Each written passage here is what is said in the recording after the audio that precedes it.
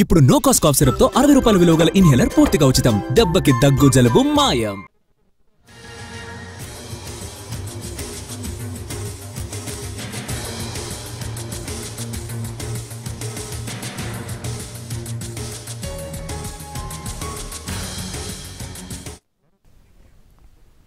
నకిలీ మద్యం తయారీ కేసులో జోగి బ్రదర్స్ రెండో రోజు కస్టడీ పూర్తయింది. ఉదయం 11 గంటల నుంచి సాయంత్రం 4 గంటల వరకు జోగి బ్రదర్స్ ను ఎక్సైజ్ పోలీసులు విచారించారు. కస్టడీ అనంతరం వారికి జీజీహెచ్ ఆసుపత్రిలో వైద్య పరీక్షలు నిర్వహించారు. అనంతరం ఇద్దరిని విజయవాడ సబ్ జైలుకు తరలించారు.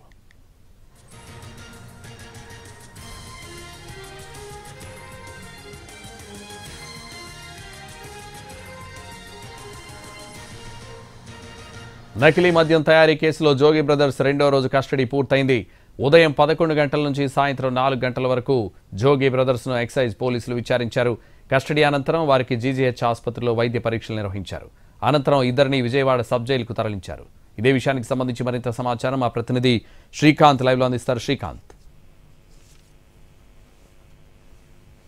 నకిలీ మద్యం తయారీ కేసుకు సంబంధించి జోగి బ్రదర్స్ ఇద్దరిని కూడా ఇవాళ ఉదయం నుంచి ఎక్సైజ్ శాఖ అధికారులు కార్యాలయంలో విచారించారు. నిన్న కూడా వాళ్ళిద్దరిని విచారించినప్పటికీ కూడా నిన్న నెల్లూరు సెంట్రల్ జైలు నుండి విజయవాడ తీసుకురావడానికి సాయంత్రం సమయం కావడంతో కేవలం అరగంట మాత్రమే విచారించారు. ఈ నేపథ్యంలో ఇవాళ ఉదయం విజయవాడ సబ్ జైలు నుంచి 11 గంటలకి అదుపులోకి తీసుకుని సాయంత్రం 4 గంటల వరకు విచారణ కొనసాగింది. ఇద్దరు కూడా నకిలీ మద్యం తయారీ కేసుకు సంబంధించి కీలక నిందితులుగా ఇప్పటికీ అధికారులు కూడా గుర్తించిన నేపథ్యంలో నకిలీ మద్యం తయారీలో ప్రధాన నిందితుడు అద్దెపల్లి జనార్దన్ తో జోగి రమేష్ కి ఆయన సోదరుడు జోగి రాము ఇద్దరికి ఉన్నటువంటి సన్నిహిత సంబంధాలు, అవి ఆర్థిక సంబంధాలతో పాటుగా నకిలీ మద్యం తయారీ అంశానికి సంబంధించి కూడా కొన్ని ఆధారాలు సేకరించడంతో ఈ అంశాలన్నిటి మీద కూడా జోగి రమేష్ ఆయన సోదరుడిని కూడా ఎక్సైజ్ అధికారులు విచారించారు.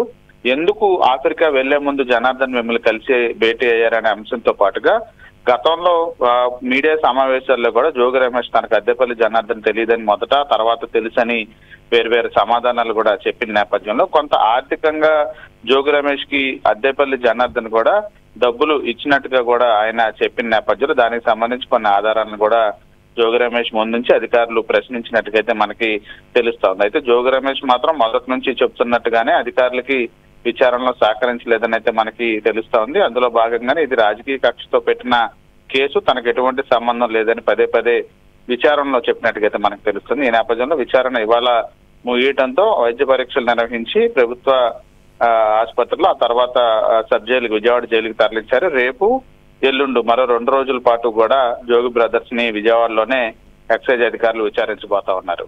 Right, thank you Srikanth.